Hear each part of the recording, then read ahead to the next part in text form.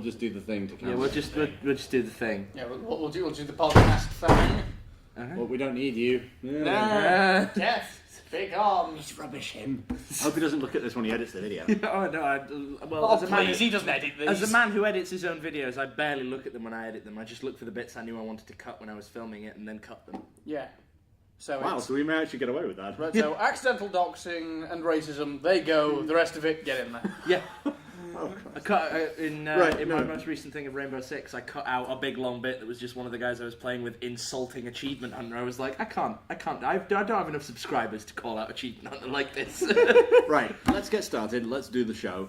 It's time to play the music. It's time to light the lights. Let's talk about villainy. On the Muppet Show. Sorry, I mean, I watched the that. Muppet Show is a very close second to the NoDDCast in terms of content. And almost identical in terms of cast. Yeah. I know for a fact that I have a hand up my ass right now.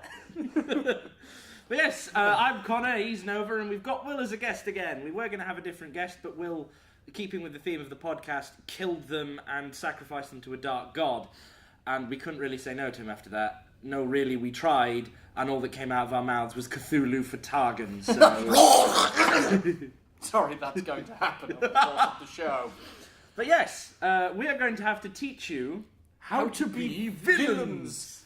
That is the theme of today's podcast. We're talking about villains and how to make good ones, and generally speaking, how to give your players something to do, which usually involves taking said villains and punching them repeatedly in the face. Mm-hmm. Yeah, that does end up happening. I did come up with a bunch of notes on sort of previous villains I've made and sort of the scale of villains on the two different types of villain.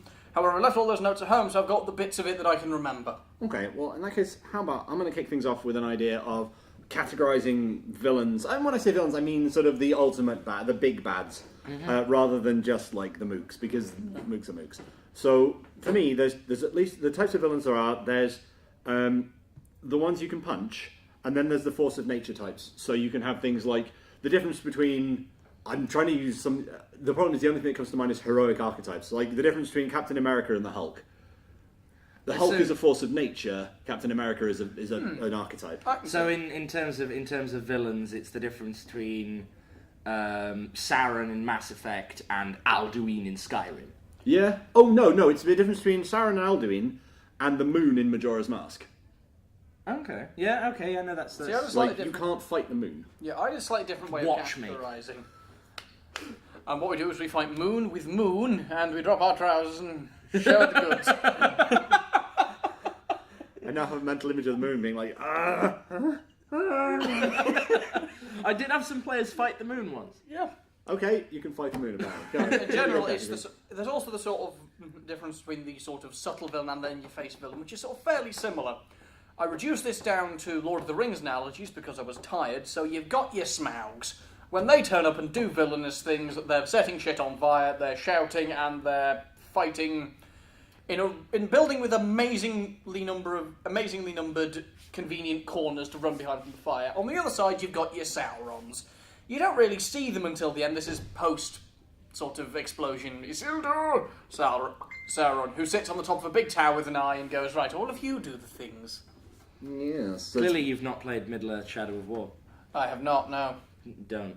I wasn't planning on. I mean, I've just bought Rainbow fucking Six. Makes what happens with that is it takes all of the subtle villains that you've just mentioned from Lord of the Rings, and it uses those villains to attach a dynamo to J.R.R. Tolkien's grave, and then spins out to power the loot box machine. So the real villains are Warner Brothers.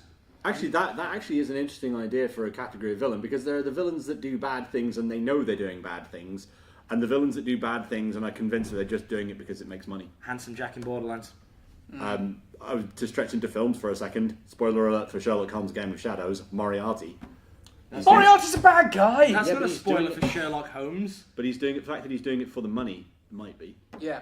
That's his motivation. Is cold hard cash. This plays into my sort of thing I found online. This isn't me. Of the scale of villains, at the very bottom of the scale, in terms of sort of how it's to do with how you're supposed to sort of how believable your villain is, how you're supposed to sympathise with them. Very bottom of the scale, you've got your power-hungry bastard. I want to own the world and carve a mountain into my own face. Tee hee hee hee hee. Yeah. Okay.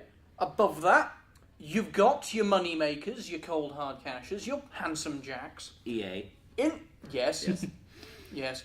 In the middle, and this is a lot like sitting on the toilet. You don't want to stay there. This is your villain whose motives are utterly inscrutable. It depends on what you're reading on Reddit, really. Hey, I've got some very good iPad games that I used universally on the toilet. So yeah, this section, it's on the toilet. You don't want to stay there. You want to move them either into one of these or one of these. Further up, you've got a villain who has been hideously wronged in the past and is seeking vengeance or simply cannot control themselves anymore. Main examples, Angron. Mm-hmm. Literally most of the Batman villains, I think. For those who don't know about 40k, Angron was a very powerful fighter who had this nail driven into his brain that drove him insane. And when he gathered himself a band of space marines together, he drove nails into their brains as well. And they all went insane. Yeah, there is a bit more to the story than that, but that's basically... That's the 10-second And then at the preview. very top, you've got the villain who has a genuine motivation, is going about it how they see is right. On occasion, you can sympathise with them more than the heroes. Just going, yeah, alright, you've got a point. I don't like how you're doing it, but you do have a point. We've still got to take you down. Yeah, fair enough. Can you think of any examples of that? The main one I saw, because it was a 40k memes page, was Lorgar. Okay, why so? Generally, he was looking to sort of create the Imperium in the same way the Emperor was, but in his massive religion boner for the Emperor, he ended up receiving massive censure and all of his stuff burning. So because he went about it the wrong way, he made himself into a villain because he specifically went against the edicts. He specifically went and did things he shouldn't have been doing. Yeah. Okay. Even though he was trying to... he was trying to realise the vision as best he could. And he thought this was the best way to do it. Okay. I love having you two on the podcast because what basically happens is I go, oh, let's talk about a thing, and you two go, Warhammer! Sorry. And I sit here like this. We need to get you into Warhammer. We really do. I'm too far down more rabbit holes than I care to count. I don't want to go down the Warhammer rabbit hole. Get down this rabbit hole. We've got Grimdark. I don't want Grimdark. You do. No! Anyway, let's sort of circle back to the point. Yes, I realise that we're really good at diverting from a point. Yeah. But It is important to pick the type of villain that's important for the type of game that you want to run. Yeah. For example, one villain I've heard quite a lot about, but not really sort of... I've heard a lot about them, but I've not really had much to do with them. Nova, brace yourself for this. Oh no, here we go. Who is Norman? I knew they'd make that noise. Okay. A little bit of context, right? Norman, first appeared in a game that I was in with Connor. It was a Pathfinder game, high fantasy setting. The best, Magic. Most advanced technology we had were sort of Muskets, ships, cannons. There was one guy that built automatons, but they were mostly magical automatons. Yeah, in terms of technology, we had gunpowder. That's as far as it was. And at one point, we were in one of the characters' brains, as you do, because something was clearly going wrong. Mindscape doors, it's great. Look into it. I think we may have house ruled that, but anyway. And this dude turns up, and he's wearing a business suit. And I don't mean like, any kind of formal attire. He was just wearing a grey business suit. Like a modern business Like suit. a modern 1970s grey business suit in our fantasy setting. Which is fundamentally disrespectful, if you ask me. It's just like, if you're going to turn up, if you're going to wander into other people's worlds, make some effort to blend in. So we got off on the wrong foot to start with. And then it turns out that he's part of some parasite dimension that's trying to eat our whole universe. And it's just like... And the first part was he was so nice about it. Yeah. He was so affable about the whole thing. We were like, Norman, are you trying to eat the universe? And he went, yep, Yeah. yes I am. That's exactly what I'm trying to do. Well done. You get a prize, and your prize is eternal mind slavery. And we're like, we don't want this prize, Norman. Can you go away? And he went, no, I don't want to. The thing is, that was the other thing about it, was the fact that, and this also, can make a villain that you can really get in and hate, is that they don't consider the player characters a threat at all. And Norman didn't. We were ants to him. Yeah, you know why? Do you not remember that we encountered Norman, and I decided I'd had absolutely enough with him. I'm just fed up with Norman. I wanted him to die, so I drew my sword, and as a swashbuckler, decided that this would be the best way to take him down. I drew my sword, snuck up behind him, and stabbed him repeatedly for about a total of about 235 damage. Norman died. About 30 seconds later, Norman walked out of a door 10 feet to my left and went, "That was rude."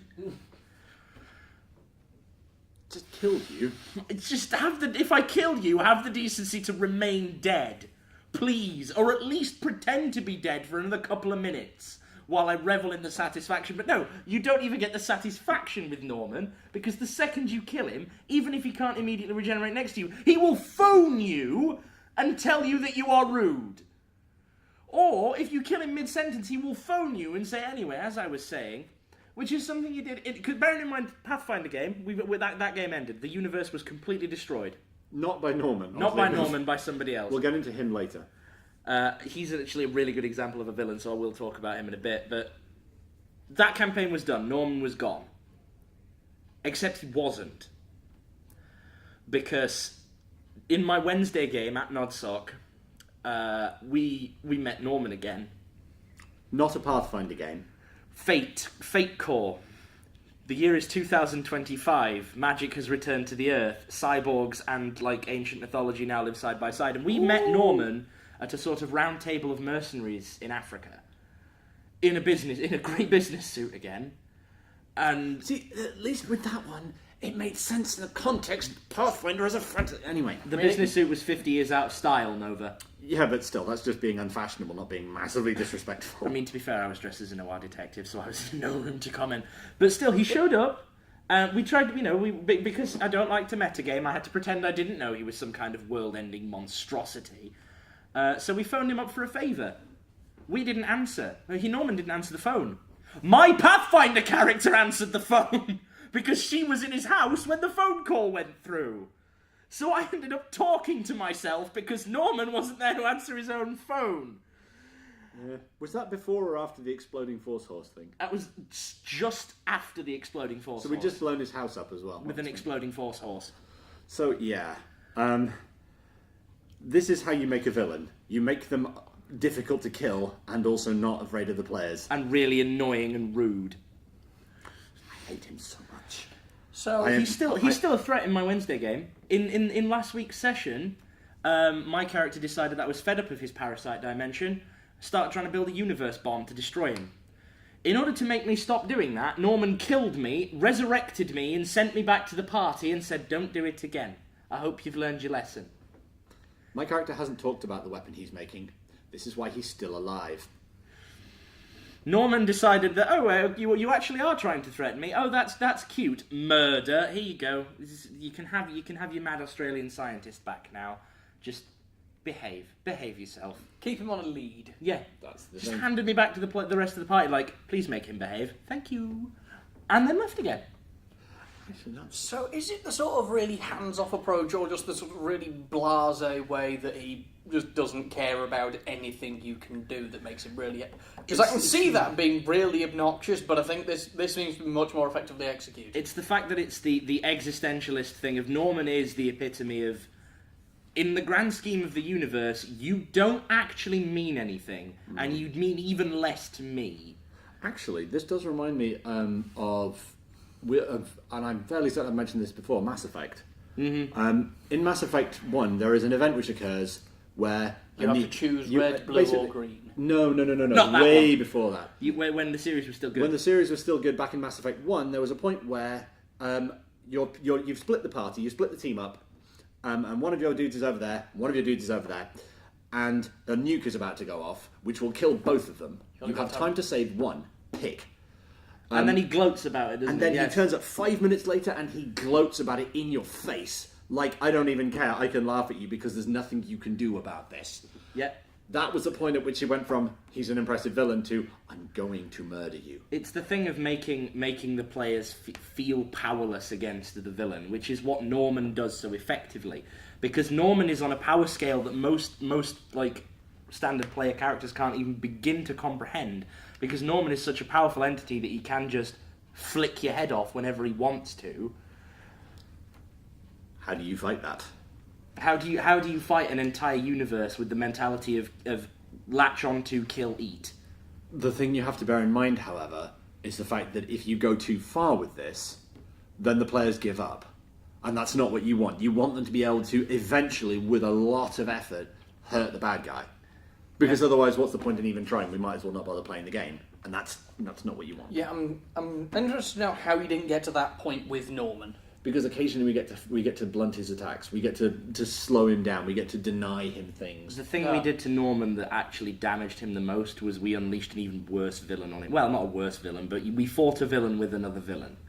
The most damage we actually caused to Norman and his universe was destroying our own, and it wasn't even any of us that did it. There was a player character way back when in the beginning of the campaign called Rancid Adam. This is the Pathfinder campaign we were talking about, by the way, just for clarity. Rancid Adam was the epitome of chaotic evil. He was a textbook nihilist, a malignant narcissist, and an asshole. He was just a jerk. He was the worst. He was basically what would happen if you combined all of the sort of like, I hate you, you are all unimportant to me, nihilism of Rick Sanchez and put it in the Joker. Yeah. And then killed the Joker and resurrected him. Yeah. All this guy wanted to do was die, but the universe didn't let him. The universe brought him back twice. So he's now sitting there in a party full of player characters, and when we were asked, what do you want, my character went, I want to free all people from slavery. I want to make sure there is no oppression.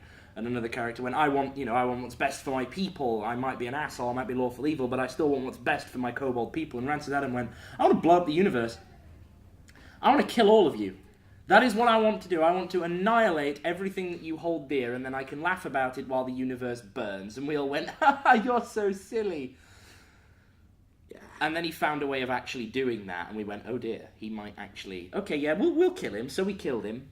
And the universe refused to let him die. Someone got hold of his blood and cloned him about 30 times. Oh, God. So the campaign ended with about 30 of these things. Like these nihilistic, angry, undead clowns, and all they wanted to do was annihilate the universe, and they knew how to do it. So they got underneath the thing they needed to destroy in order to destroy the universe, because they couldn't get to it on the surface. One of the other player characters had set up a defense which was, I think an understatement would be impressive. It was basically think of the most impressive shield that keeps out everything that you could ever think of. He built that. Rancid Adam put a bunch of, basically strapped a bunch of sticks of TNT to the floor underneath the thing, caved the thing in onto the floor he was on, and then blew it up. And in doing so, shattered the entire universe. And that villain was the closest we actually came to hurting Norman. So the only way we killed Norman was with a complete and utter chaotic evil narcissist that only cared about himself and legitimately wanted to destroy everything. And that was essentially scorched earth tactics at that point. That was the only way we could get him. But we have done stuff to him that has annoyed him, and those little moments do save it. It's the dangling the carrot on the stick of existential crisis, the little carrot of hope on the end of the stick. And that's the thing. But I think we found the name of the podcast: the carrot of hope on the stick of existential crisis. Yeah. But are we the carrot or the stick? Yes. Good answer. I actually legitimately want to make that in game now. But the stick of existential crisis. Yeah. But to sum up that what I've just said, basically, Norman is a terrible villain because he is so massively powerful and implacable, and he's just so affable throughout the whole thing. He just sits there and he's like, oh yeah, it's fine, whatever. I'll tell you my plan. It's not like you'll be able to stop me anyway. Have fun with that. But Rancid Adam is a good villain for a completely different reason. Rancid Adam is a good villain because he just won't die. He just won't go away. And his goals are so madly opposed to anything that any sane player character would want that you can't help but want to stop him. Yeah. That's the thing. It also is, if you can get a villain whose motivations are opposed to what the player characters want, then they'll start going up against them. And the harder it is to get rid of them, the more they'll want to kill them. Mm-hmm. Nothing is like it's Shadow of War. Nothing is more annoying than a guy than you killing an orc captain and then him coming back 5 minutes later and taunting you. You thought I was dead, Ranger. Yeah. I was at a market stall. Why are they all Cockney? Apart from that one that's northern. Get out, love. Gonna come here and stick this orc sword right up the arse. But that's what it is. It's this completely you it's a really effective tactic to do as well. If the player characters have if there is a dragon to your big bad, a sort of like a second in command. Just for the record, the reason they're called the dragon is because they look big and impressive, and players will naturally think they are the big bad. They are not. They are the dragon. The big bad sits behind them. Darth Vader is the dragon to Emperor Palpatine's big bad. There you go. So say that your villain has a couple of high up second in commands that are less imposing. Have your players think they've killed that guy, think they've got rid of that guy, and then that guy comes back just at the moment where the players think they're getting the upper hand on the main villain, because I guarantee it will make them hate both of those villains even more.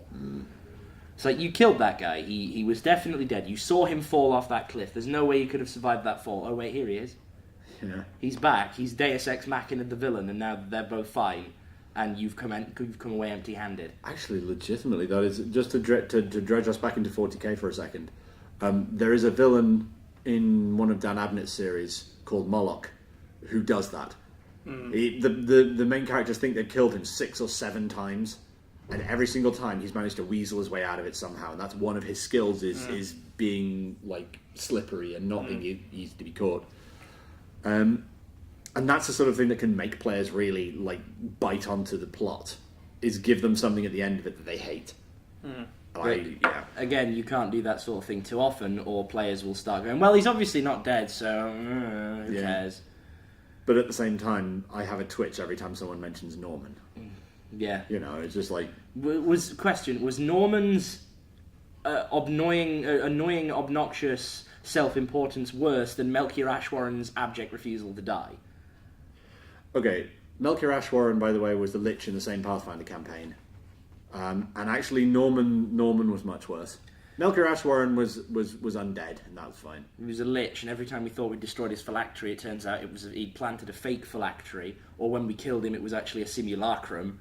But the thing is, he cheated within the rules. All the things that Melchior Ashwarren did were things that I could look up in the Pathfinder rulebook and go, well, here it is. However, Norman, on the other hand, didn't. Norman is there's no 70s business, there is no sort of world-ending god engine, and there's no sort of affable personality. Well, that's the thing. No, like if I look up what Norman does in the Pathfinder rulebook, it isn't there. So he's sort of it feels like he's cheating almost. And again, that makes for a good villain as well. If they feel like, even if they're not, even if they just feel like it, but if they're cheating, that can get players invested as well. Like the fact that Melchior Ashwarren could bring himself back from the dead. Okay, fine, he does that. That's a thing that we know, we could understand. I could do that. Mm-hmm. Obviously, I'd have to learn how, but I could do that. I can't do Norman. I need to rephrase that. I mean, Rob, the guy who created Norman, has stated many times that you could do Norman if you asked him nicely. Yeah, no, not touching that. But the that's thing how you Norman get does, multidimensional AIDS, people. The thing is, the way that maids, the way whole new meaning to the word maid RPG. I'm here to make it worse. Yeah, I'm going to move on from this. Will, give me the shovel. But yeah, that's the thing. Like, Norman felt like he was cheating. It felt like he was doing stuff that didn't work within the rule set that we'd given ourselves, or that we'd been given by the GM.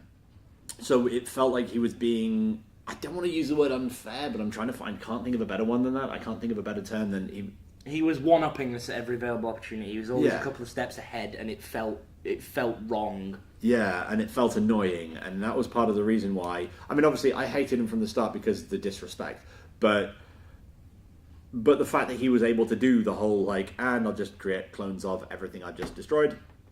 Okay. So it felt like, we managed to beat back the attack that he sent against us. What does it actually cost him? About 20 minutes? I mean, obviously, he can't attack again here now, so we've managed to defend this monastery. But he can just recreate those soldiers and attack somewhere else. Oh yeah, everything of his that we killed, he could just regenerate. Everything of ours that he killed, he could just regenerate on his side. Which again was part of the whole parasite universe, sucking things out of it and claiming them for its own. And obviously, it almost certainly cost him some kind of resource to create stuff. But in the grand scheme of things, he was eating a whole universe and didn't care. And that was the thing. That was the fact that nothing seemed to faze him. He was just unbothered by all of it because he was just going to eat our universe eventually. Yeah, I can see though some players just getting really annoyed with the GM there, sort of obnoxiously yelling, "You're cheating" to make yourself look good. But that's the thing. That's why you have to be a bit careful with this. I mean, Norman doesn't do that because initially when we met Norman, we didn't understand what he was or how he worked. Now we do, and it's why. Even at the end of the Pathfinder universe, we were able to do stuff to prevent his plans. We weren't necessarily able to physically harm him, but we were able to reduce his influence on the Pathfinder universe. We were able to drive back his servants, at least, because he needed to have physical access to a place to create stuff in it. So we had ways in which we were planning on driving him off the world, but all we were doing was driving him off. We weren't killing him, we weren't harming him, beyond the energy it took to try again. So it was one of those, like, I believe, my understanding is if the universe hadn't broken at the end, what we would have done was kick him out of our universe, and then we could have gotten into thinking about how to change our defenses, how to power up, how to do things better, how to adapt to what he was trying to be. And that's how you avoid the whole, well, this is pointless thing. This is impossible. You can do nothing to this guy. But if you live long enough, it's the same thing as slasher horror. Like Jason Voorhees. If people played the he's Friday the 13th. I'm not misremembering, right? Yes. Yeah. Okay, so Jason Voorhees will murder a camp counselor if he gets hold of them. Especially if you played the game. One player is Jason. You can murder anyone you get your hands on. The players can temporarily put Jason back by stabbing him in the neck, at which point he goes, ow, ow, ow. Okay, where was I? You can get the shotgun and be like, bam, oh, okay. Like, Jason's now going, oh, wait, no, you've just shot me, hang on, give me a minute. And I'm good again, there we are. Yeah. And it takes players a long time to work out that actually you can kill him. Yeah, eventually, but you can't, it's not easy, and you're better off just running like hell. And that's what makes him the sort of the force of nature villain, almost. You ever played Dead by Daylight? Or seen any of the gameplay of Dead by Daylight? Yes, I have seen it. For reference, Dead by Daylight is a similar sort of setup to the Friday the 13th game. It's a 1v4... hide and seek. Yeah.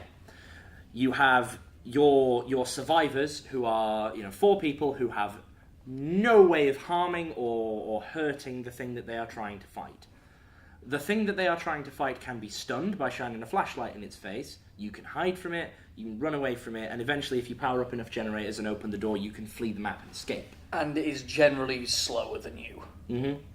It's, well, unless you're wounded, it is slower than you. And once it hits you, it has to take a minute to either clean the blood off its weapon, or cough its lungs up, or sort of like readjust its stuff. Mm-hmm. So you get a chance to get away, but you're then injured. Yes. Okay. Fair enough. But it's that thing of hope, of even if there's only one of you left, that one person can still escape, and the survivors will then still win. Mm. And that sort of ties into the idea of, while what your players are doing isn't necessarily going to affect the villain now, they can they can push the Armageddon clock back just far enough that they can work out later what to do. And that's how you avoid the burnout thing. That's how you avoid the I don't care anymore syndrome. Right, so it's sort of fairly similar to XCOM then. You're never going to... So you do eventually throw the aliens off, but sort of in the mid-game, you're just keeping your boot on the door as the chrysalids try and crawl through. Yes. Yeah, basically. You're doing that thing where you're not trying to win, you're trying to not lose. Mm. And that, again, made the XCOM aliens... And I've not played the recent expansion, but I understand they do it well in that, is they give you something that is too much for you now. Mm. But if you can just hold on, just keep going just long enough, and that players will do for ages. Oh, I have just beaten War of the Chosen. I've only just bought War of the Chosen in the Steam sale. Don't spoil it for me. I'm not telling you anything. It's really good. Did you like XCOM 2? I loved XCOM 2. It's slightly better than XCOM 2. Ooh. Okay. But there we go. There you have it. I think I'm trying to think if there's anything else we could go into this. I kind of want to talk about sort of like that's the sort of grand scale world threatening villains. Yeah. It's like there's the stuff on a smaller scale as well. Like even if your villain is not a sort of like massive, I'm going to destroy the world, look at me, I'm going to carve my face into the side of the mountain, ha ha ha ha ha villain like Norman or Rancid Adam, you can still have a threatening villain. Like I saw something on Reddit a couple of days ago. It was mentioning how there's this NPC in like 3.5 or 4th edition D&D that just gives. He's the NPC that GMs use to give their players really simple quests, like take this letter to that man over there, or clear out these rats from this cellar, collect 10 bear asses. Yeah, that sort of quest. And what one GM did was they had this guy, and he sort of let the players live in his house. He cooked them breakfast. He made sure they had all their equipment packed. He cleaned their stuff, that sort of thing. And in return, all they had to do was just the odd jobs for him every so often. So it's like, oh, you go. I need you to deliver this letter to some halflings. Okay, they go and deliver this letter. All right, I need you to take these barrels over to here and sort of drop them off. I need you to do this. And he ended up. What this GM did was they made him the main villain. Oh, go on. So what they did was, that letter you delivered to those halflings. That was you didn't open that letter and read it, did you? No. Well, what was in that letter was instructions for those halflings who were actually these really skilled assassins. It was a letter detailing all of the guard movements at the upcoming royal banquet. Those barrels, yeah, they were poisoned wine that you just delivered right to the Empress. Oh, those bandits that you just took out, yeah, those are the replacement guards for the banquet that's coming up. Oh no, the Empress is dead. And you handled all the evidence, oh no, looks like you're going to prison forever for something I did. What a shame. If only I don't... Bye. If only I don't come and testify against you. Oh, I have. Yeah, basically, yeah. Wow. He they called him up as a witness in the trial, and he basically stood there with his amazing bluff skill and went, I had no idea what they were planning. It's right under my nose as well. If only I'd have known, very sort of like tragic kind of, I could have stopped this, but I didn't. I feel so guilty. And all the while he's doing this speech, the player characters are bound and gagged in the dock thinking, you asshole. You animal. Oh, we're going to get him. We are absolutely going to bust out of jail and clear our names and kill him. Wow. But it's that sort of, like that's a smaller scale thing, but it makes it personal. Rather than it just being a grand, I have to stop here, I have to hold the door, I have to be the strong, brave person that holds it back I while have to everyone be else Guy Dan. Oh, there's the fish! Sure, why not? I want to be the Guy Dan. It's a... Oh, yes. Yeah. It's a platforming hell game dumb, even. It doesn't have to be an enormous, terrifying, world-ending threat like Norman or Rancid Adam. It just has to be personal. And if you can make it personal, yeah, then it will be. I did the same in a Scion game I ran. I had a villain called Scullion Drudge. The players mostly ignored him because they thought, well, he's just look at his name. He's got a ridiculous edgelord name. He can't. They've seen him once or twice. He's just a big bald dude in a trench coat and no shirt. What an edgelord! Ha ha ha! Let's laugh at him. So I went, right, you're not taking my villain seriously. Okay, looks like you're gonna have to have a fight with him then. Oh, there's 7 of you and 1 of him? Cool. Come at him. Yeah, that's fair. You've got him outnumbered 7-1. So they went, one character went, I charge first. And I went, okay. He's going to swing at you with that held action that he had. Oh, he's just punched a hole clean through your chest. The rest of the players, what you've just seen, this guy who was just stood stock still a second ago, in a flash of movement, your frontline tank has just had her heart pulled out of her back. You can see his blood-covered hand holding her heart, protruding from her back. Pulls it back, crushes it, tips her off her mount, looks at the rest of the players, and with the blood-covered hand goes... Never said a word to them, but from that moment on they were like, we should run away and work out how to beat this guy, because he's a terrifying, threatening villain, let's run. Also, he just murdered our friend in 1 hit! Yeah. time for the belt-fed Panzerschreck to do nothing. But yeah, if your players aren't taking your villain seriously, it's a sign that you may have villain decay. And what you need is some villain toothpaste, i.e. a power-up. Yeah. Remind the players that this is a threatening villain. If you have to kill one of them, so be it. The thing is, for those who don't know what villain decay is what happens, generally in speaking, in fantasy and sci-fi movies. Where you don't brush them. Where the villain starts off as impressive. I mean, a good example would be the Borg in Star Trek. They come in and they're impressive and they're unstoppable. And yet, when you get to Voyager, there is a point where Voyager goes into a fight with 15 Borg cubes and wins. At which point it's just like, well, they're not really a threat anymore. Yeah, they're like the sort of comedy enemy, and that's why they brought in stuff like Species A472, the fucking angry psychic tripod. But that's the point. Like, if your villain's decayed down and they're no longer a threat, that's when it becomes a problem. That's when you need to fix that and give them something to power them up, or make them more effective, or make them actually achieve something. Like, if your players have been beating up this villain for ages and ages and ages, make that part of what the villain was trying to achieve. Like, by causing, your villain and these heroes have a fight in this place, and in doing so, they wreck the place, which was the point of the fight. Obviously, you might have to retcon a bit for that, but, give your villains something that makes them a viable threat again, because that is nothing worse than having a situation where the players are meant to be scared, and all they're doing is sitting there like, oh, it's that guy again. Yeah, I know, right? Isn't it terrible when you're supposed to be terrifying your players and they're just not taking it seriously at all? Isn't that terrible, Nova? I couldn't possibly comment. The thing Please watch NoDDCast episode 3 for an understanding of why I just made that reference. A good example of this was actually from a 4th ed game I played in. I still don't know why this guy... There was a guy called Garavar Denaith who attacked our party. Apparently he told us at one point why he hated us. None of us can remember because we effortlessly beat him up the first time. And every time after that, he came back and he'd done more and more desperate things in order to try and beat us up for the reason that I still don't know. Apparently he did tell us, we just weren't listening. And I can't imagine that helped. Well, the thing is, part of the reason every time he started getting into a spiel about why he hated us, one of us would interrupt him with something. Like, every single time. Also, find a way of making your villains immune while they monologue, if they're going to monologue.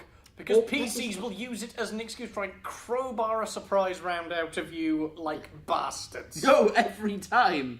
The thing is, we got to the point where one of the party made a zone of darkness which had teeth in it, which hurt things every time. And we just spent the entire combat ping-ponging him in and out of this zone of darkness because it was hilarious. It wasn't combat efficient, but it was funny. And because of that, he wasn't a great villain. And in the end, the GM got around it another way by making him sell his soul to some eldritch monstrosity. And then we went, oh, he's going to have his soul claim now. Oh, no, we can't have that happen. So we went to save him. And unfortunately, the game died just after we saved his life. So we still don't know why he hates us. And it's just like... It's a similar thing to what I'm just trying to do this section. The Watchmen, there is sort of... Because after the sort of all the superheroes are deemed illegal in vigilantism, Rorschach stays on as a super... And one of the supervillains still goes around chasing the Watchmen, demanding that they try and stop him, because he's still a serious villain. This is something like the Human Thimble, or someone else fucking... And Rorschach throws him down an elevator shaft. Yeah.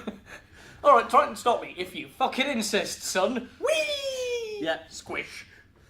Something else you can do is have your villain sort of playing in the background a bit. Like, don't introduce the villain to your players. Like, I'm running a short campaign with Will in it in Scion.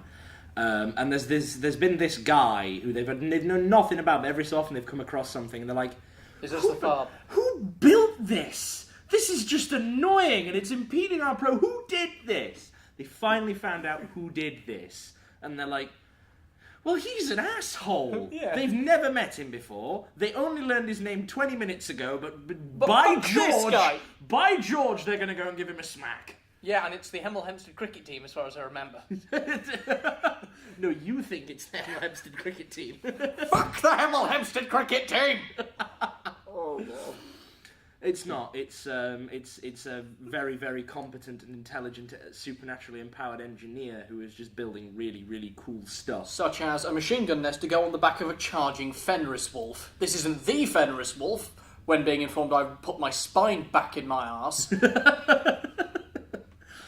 He's built that. He's built an uncrackable cipher. He built a rail gun for the Nazis. He's built a listening post that can hear most of the way to Texas. Oh, side note, if you want easy villains, Nazis make good villains. Nazis always make good villains. Like, just go full Wolfenstein if you have to. But, like, Nazis are good villains. Yeah. Mm-hmm. That's why I've set my latest sign game in World War II, because everybody needs some killing Nazis from time to time. Yeah. And then you complain when we get a Belfed Panzerschreck. I don't know where I stand with you! I'm a GM. I want you to have fun, but I also don't want you to have a belt-fed Panzerschreck. Right. So, it looks like we've been going for about 50 minutes now. I think we might have to pack up because we're about to run out of time in our space. We don't have GM questions this week because, remember when I said that we'll sacrifice someone to an Elder God? Yeah, it was Rob. Rob. Rob is now officially dead. He's missed 2 Nodcasts in a row, which I think is long enough for him to be declared legally dead. Yeah. Yep. As usual, I have begun the process for the ritual combat for his position on the committee and all of his possessions. So I'll be painting myself, the lower part of me, black. I'll be holding on my big axe and bellowing at the top of a hill for 2 days straight. If they want to come and challenge me for them, I'll welcome them. I'm still hungry. Yes. Rest in peace, Rob. Moment of silence for his memory. Right, that's all the fucking respect that's afforded to him. Right. That's done. It's a festive Nodcast. Yeah. True. Merry Christmas to all, and to all a good podcast. Good podcast. Hold on, wait. Shall we talk about Big Bang Theory? I don't No, think there No. isn't time. No, No, we're gonna shit, that's security. See you next time.